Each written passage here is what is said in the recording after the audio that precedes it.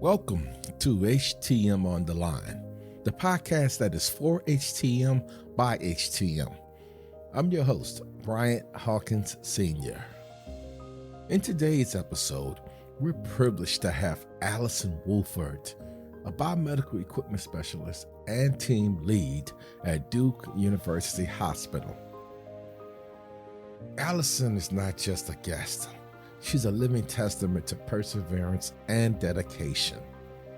Over the past 18 plus years, she's journeyed from a lab technician at the American Red Cross to a ninth grade earth science teacher, and now stands as a team lead at one of the most renowned hospitals in the United States.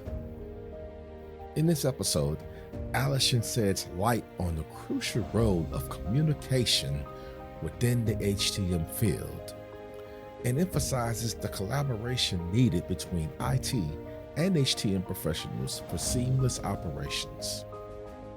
Yet, Allison's story doesn't stop there. She brings a unique perspective to the table by discussing her transition from a technician to an adjunct professor at Durham Technical Community College. As the conversation unfolds, we delve into the human side of the HTM industry. Allison reflects on the people behind the medical equipment she services, emphasizing the profound importance of HTM professionals' work in healthcare. Tune in for an enlightening discussion with Allison Woolford, a true trailblazer in the HTM industry. Let's get into this week's episode with Allison Woolford.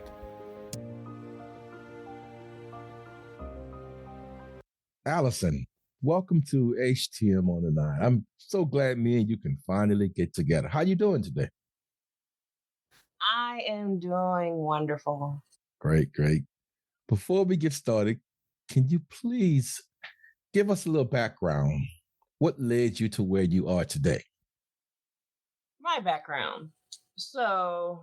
Currently, I am a biomedical equipment specialist over at Duke University Hospital in Durham, North Carolina, where I am also the team lead for the peri-op shop. So we manage all the equipment for the operating rooms. Mainly anywhere there is an anesthesia machine, we take care of it. Prior to that, I was over at UNC Rex Hospital in Raleigh, where I spent about 4 years managing various areas, including outside clinics, the NICU, helping out with patient towers, and working in the ORs. And then prior to that, I spent about 10 years with the American Red Cross. Hard to believe, but they actually do have a biomed group within the Red Cross to help manage their equipment for testing and manufacturing blood products that are donated. What inspired you to do this? Did you go to school right out of high school into the HTM industry? No, I knew nothing about the HTM history when I got out of high school, even before. When I went to a magnet high school, so my concentration there was environmental science. But I've always wanted to be in the health field. I actually wanted to be a pediatrician. So I found out about Xavier University of Louisiana in New Orleans and found out that they are the top school for getting African Americans into medical school. So I wanted to go there. Parents weren't really too happy about it, but ultimately they gave in to me and allowed me to go. So I went to New Orleans and I graduated from Xavier with a bachelor's in biology and chemistry. And as great of a student as I was in high school, college is so much different.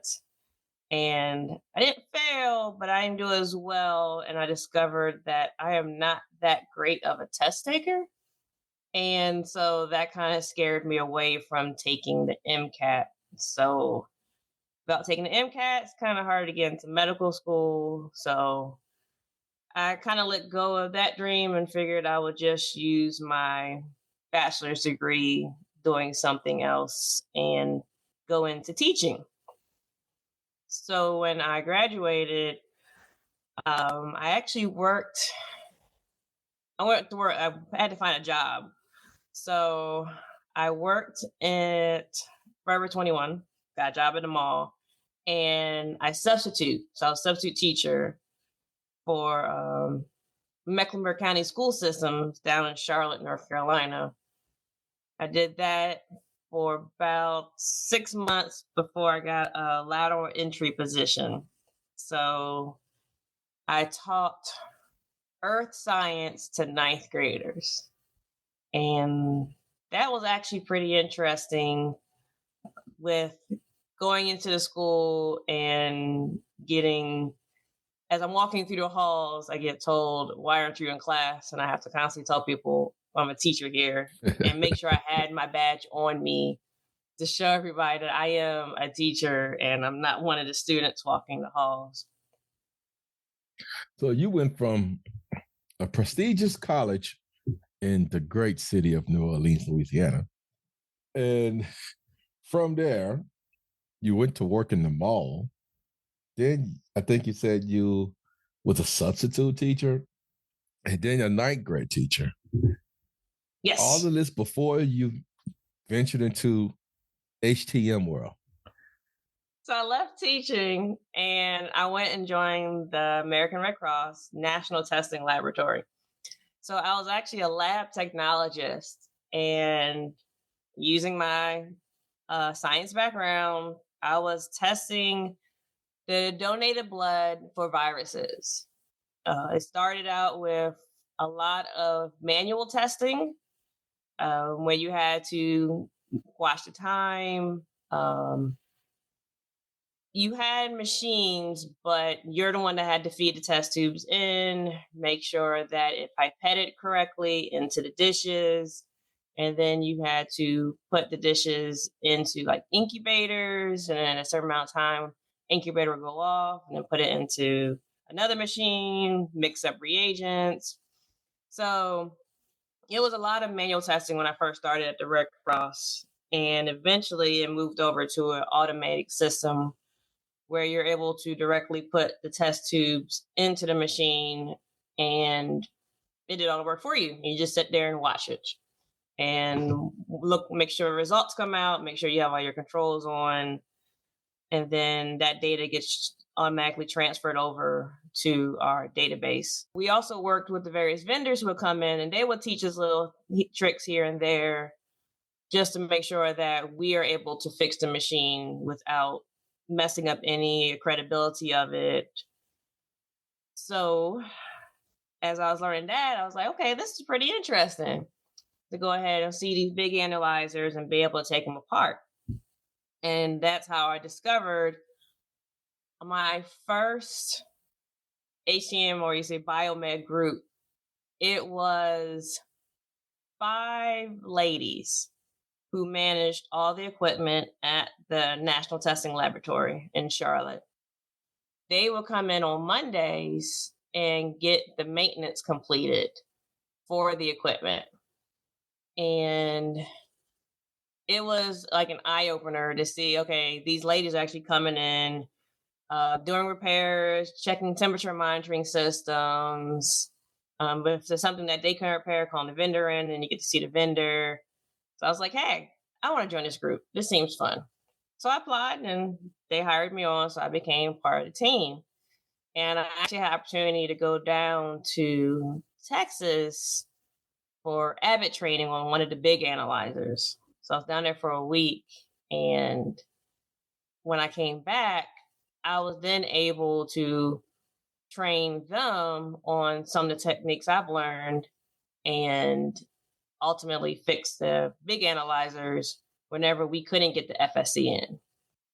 And so I had opportunity to help manage the equipment throughout the Southeast, from Virginia down to Georgia, over to Alabama, Tennessee, and a couple times I actually had opportunity because they did a big equipment rollout where I went to Oregon and Washington State, and then helped set up the shop in Puerto Rico.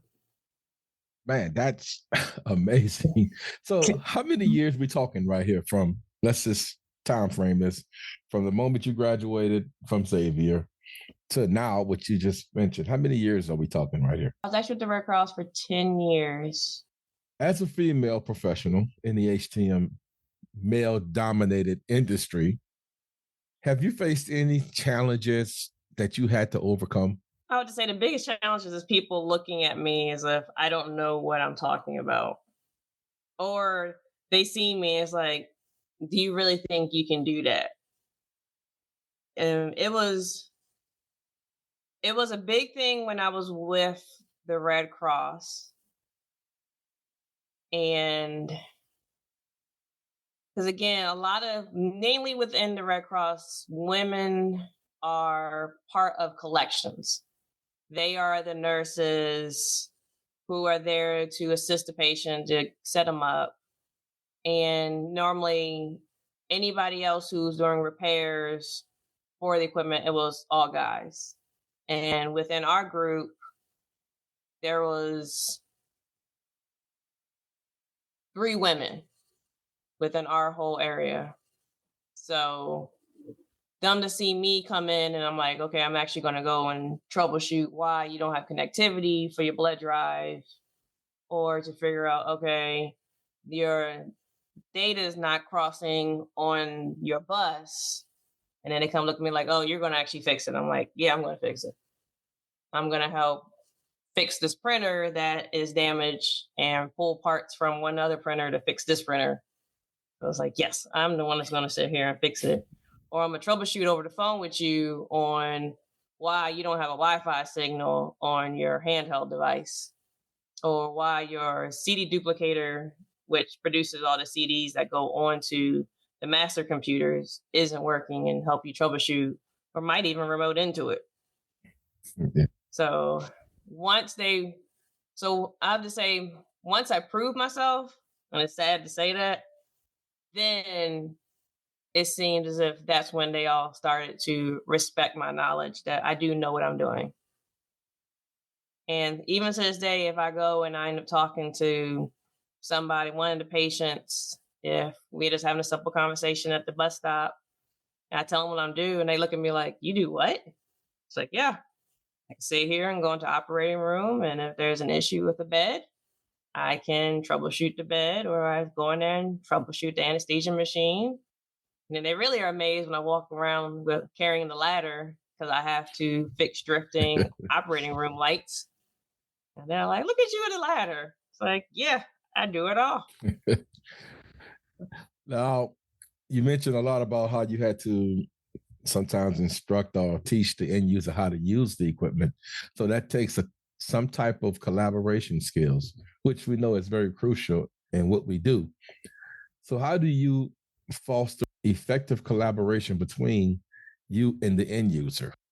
I try to speak on a level that everybody will understand.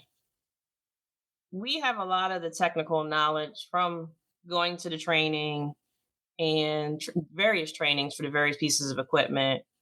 And I have to realize that my expertise is different from their expertise. And I just try to simplify it as much as I can to help them to understand. One example is, everybody looks at I don't know, this old school technology, but the handheld PDMs.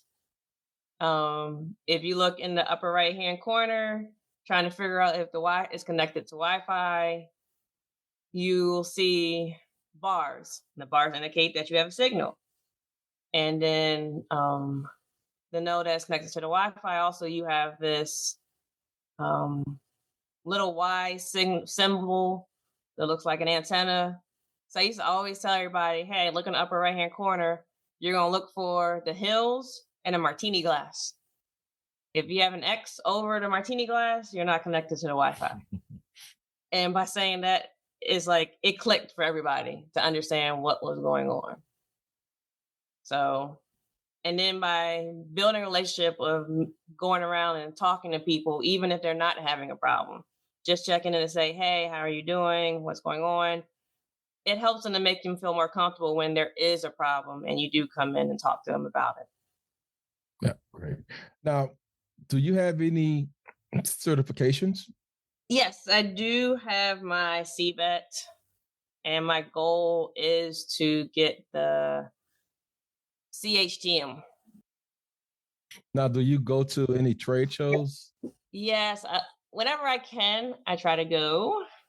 Sometimes it's hard, but I'm not just the HTM trade shows. I'm trying to go to others. I recently went to the NC Tech Association's Women in Tech Summit that took place in New Bern last week, where it was almost 300 women in the tech industry. So it was a lot of people in IT, but it was great but they didn't focus the lessons, or you say this little sessions, on just IT things. They focused on how to become better mentors, how to get sponsorships, and how to motivate us to pursue advancements in our career. Yes, because all those things are important. You need that sponsor, the mentor, and actually, IT is really becoming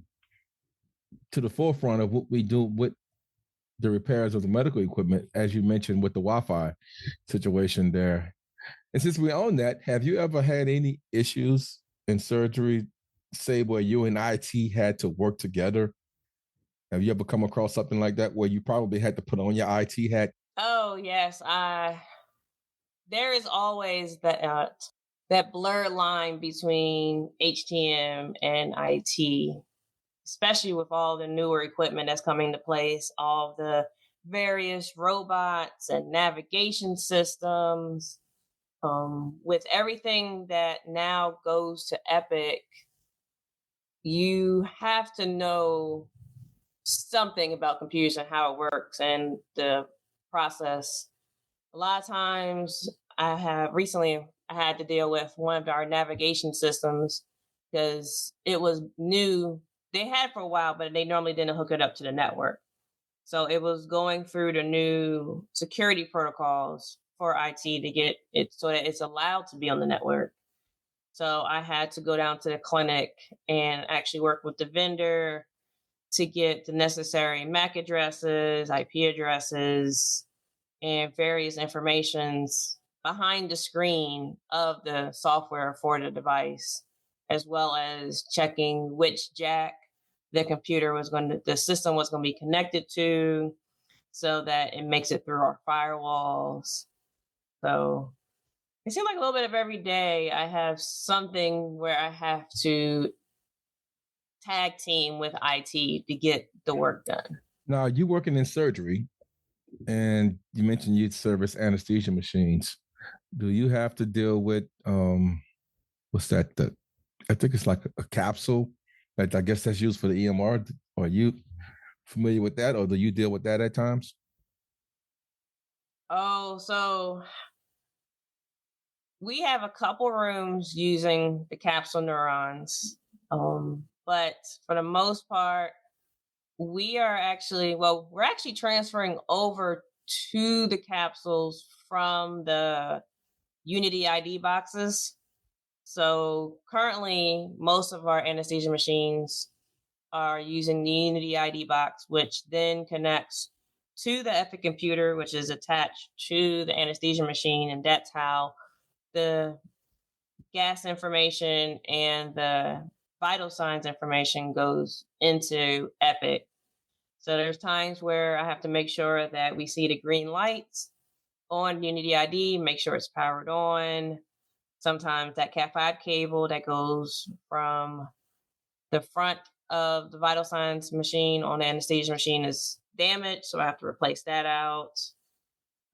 But as of right now, we're currently, and so that's where I spent a good portion of my past couple of days this week actually installing the new capsules onto the machines that in, I think about 20 rooms so far this week I've completed, where I put the capsule on, had to make sure that there was a data drop in the room for it, plugged it in, data drop is working. And if it wasn't, then I let the project manager know so that they could work it out with IT to either activate the port or even put in the jack so that we can use for the capsule projects.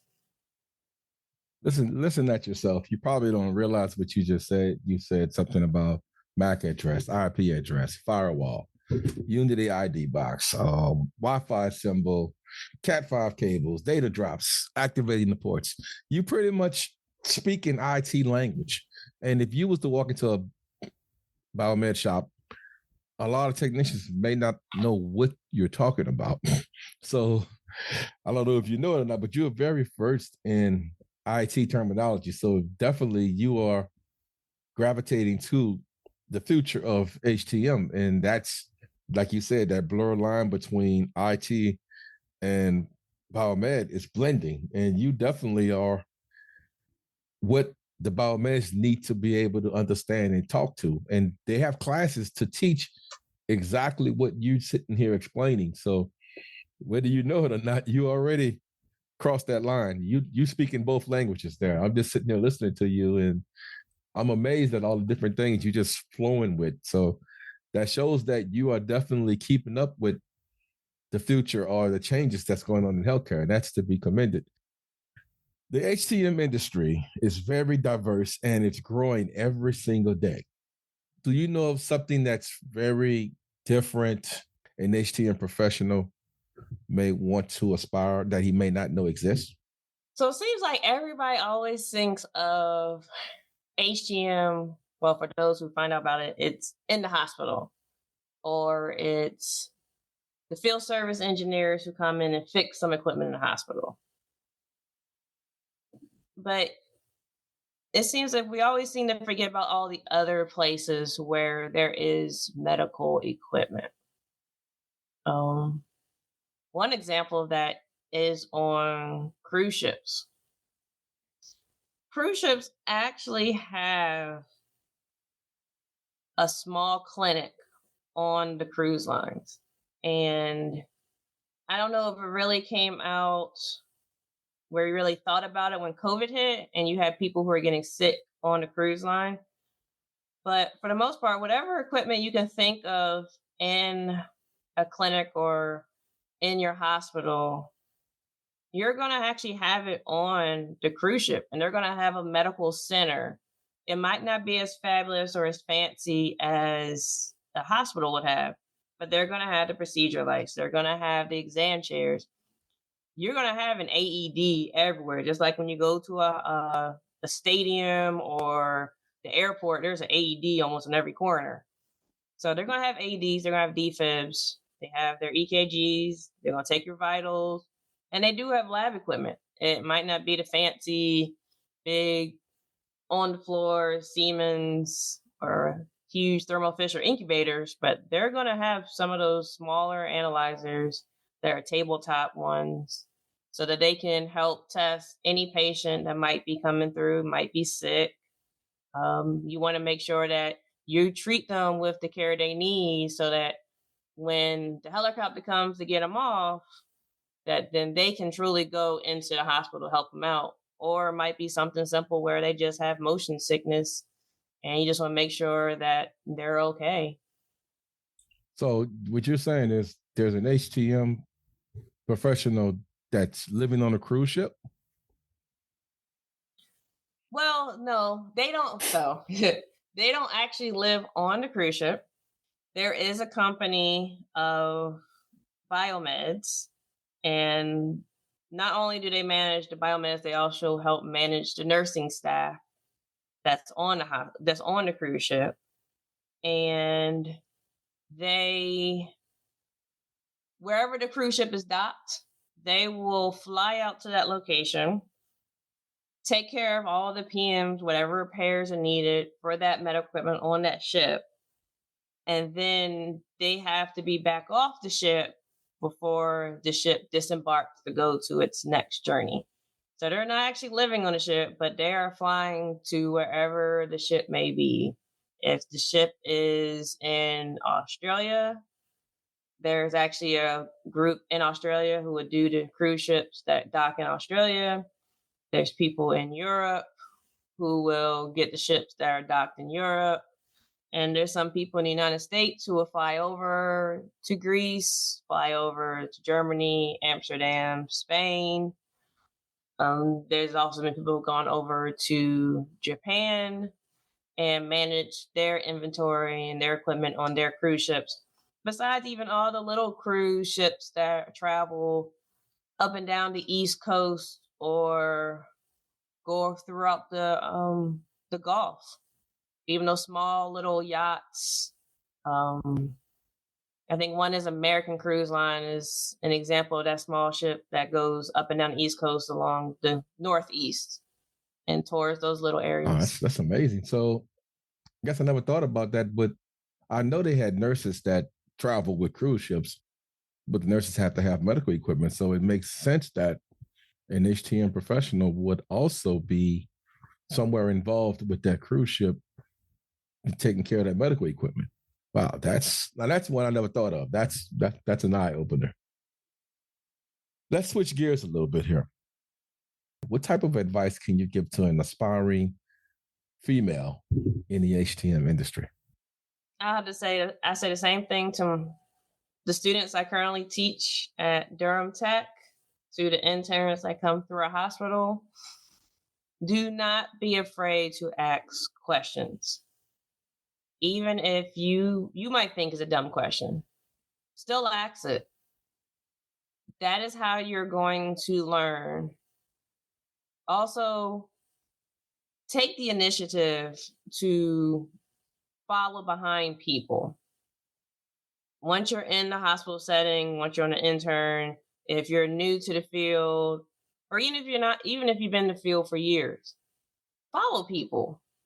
Go with them if there's a situation that's going on, especially with the way technology is advancing and how we are having that blurred line between HTM and IT. Go follow them to go find out about that new device or how to troubleshoot that new device. There's instances where I actually sit in on the in services that the OR staff have for the various new devices. Yeah, I sat through and I checked it in and I got the paperwork from the vendor, but I don't really know how it truly works. I don't know what it's being used for. I know that it's good to go. So I sat in on a robot in service to see exactly what is this robot used for. And it helps to bridge that gap between, okay, we have these devices in, and we're managing them, making sure they're okay. But why do we take care of them? Why are we managing them? And we're managing them so that the patient that goes on there to have get their knee replaced is taken care of, and they're using the latest technology for that knee replacement surgery. Let's back up a second. You kind of slipped that in there when you was talking about all the good advice. So you trying to tell me you an instructor? I thought you said you taught the ninth grade. So what kind of instructor are you now? I am actually an adjunct professor at Durham Technical Community College for their biomedical equipment technology associate's degree.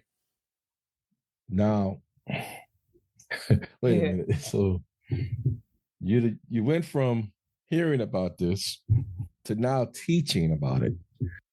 How's that going? Tell us a little bit about that. How's that part of the industry going now that you're on the teaching side of it? So how does that view look on that side?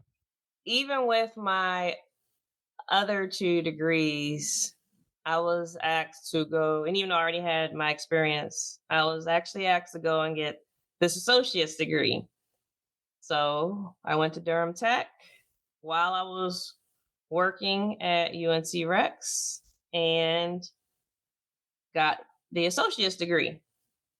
And as I was in the program, as I was working in the hospital, I realized this disconnect between what we're learning, but what I'm actually doing.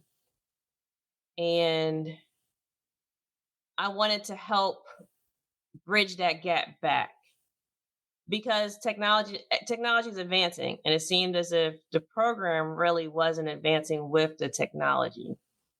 We learned a lot about the theory of electronics. We learned about medical equipment, but nowadays we don't do a lot of soldering. We don't do a lot of physical repairing and replacing components because everything is board replacement. So we're replacing boards and then we're getting it back up to the field and getting it back up to the operating rooms. So when I graduated, they asked if I wouldn't mind teaching. So I said, sure. I can't do it full time because I have my full time job in hospital, but I'll help out here and there. So I teach the intro to biomed class, which when COVID hit and everything went online, discovered that there are certain classes which can be taught online, and certain classes you do need that hands-on experience. So the intro to class was one of those classes that's capable of be taught online.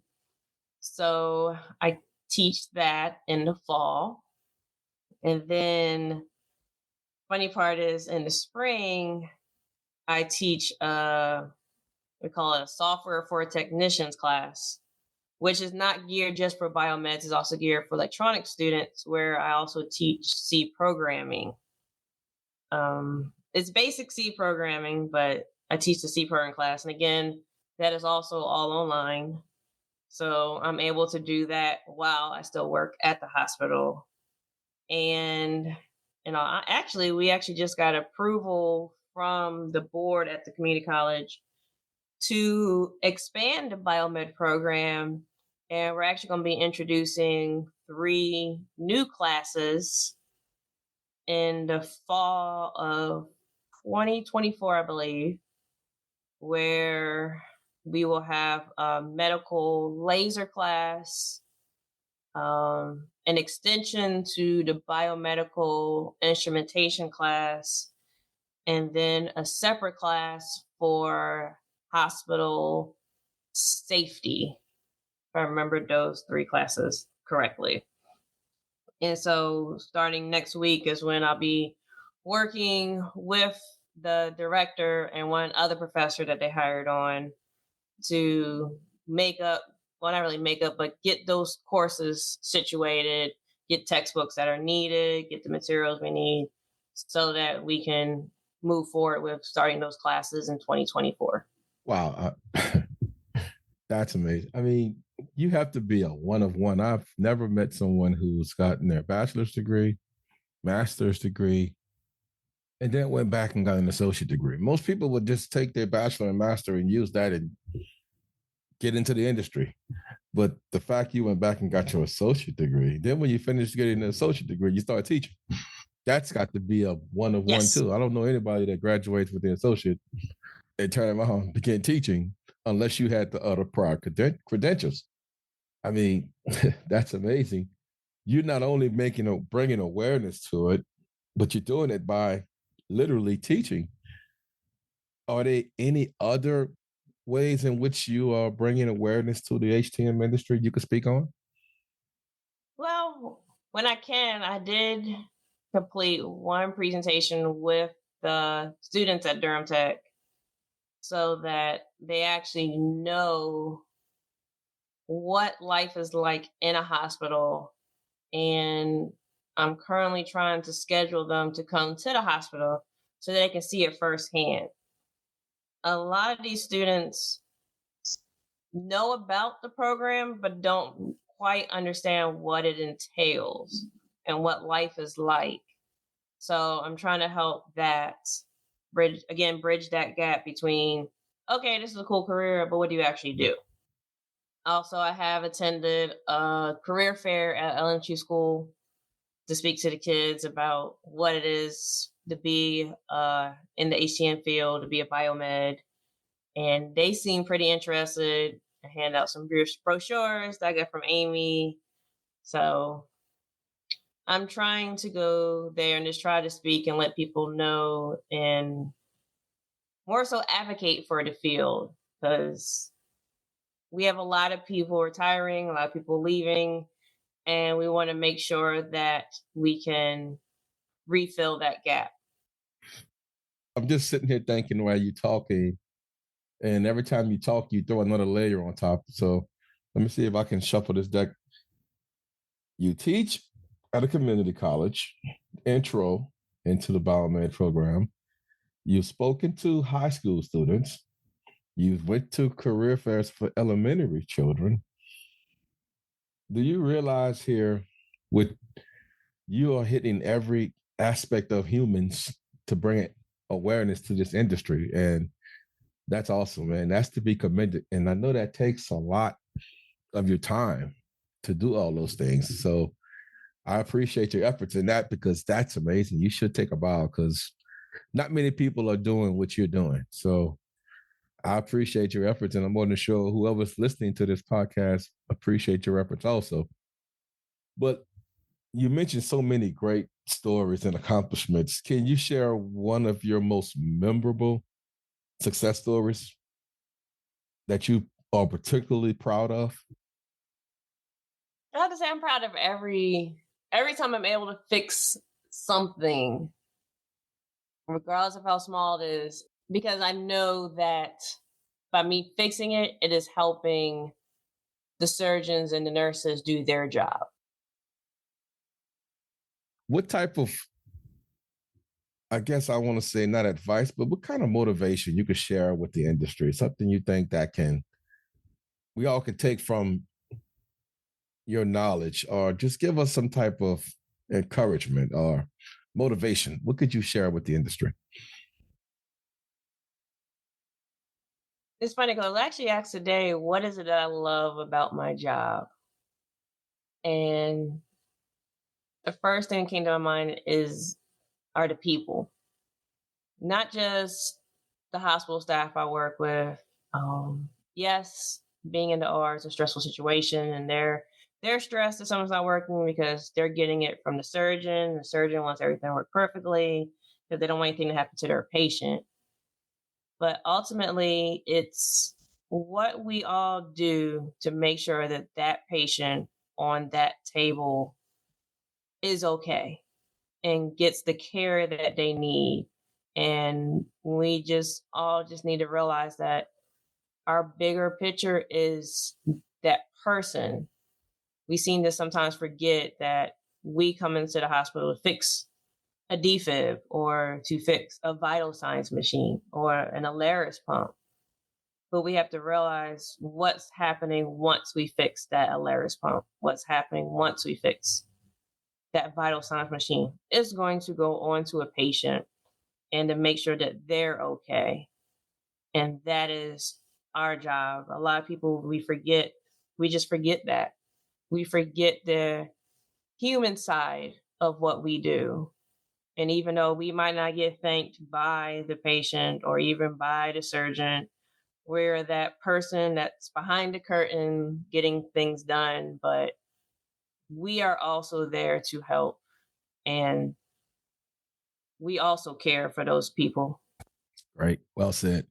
Allison, I appreciate you. And anytime you want to come back on here, you always welcomed. Keep doing what you're doing. You're doing a great job, Allison. And the HTM field is a better place because you're a part of it. Thank you very much for coming on.